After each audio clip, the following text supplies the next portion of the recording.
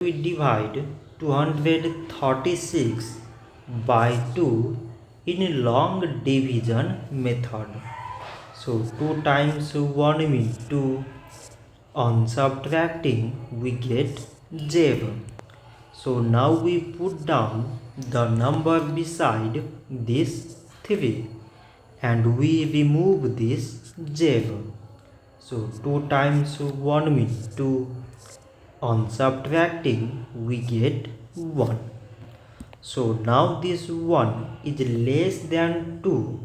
So we put down the number beside this 6. So now it became 16. So 2 times 8 means 16. On subtracting we get 0. So 236 divided by 2 is 118. So this much for today and thanks for watching.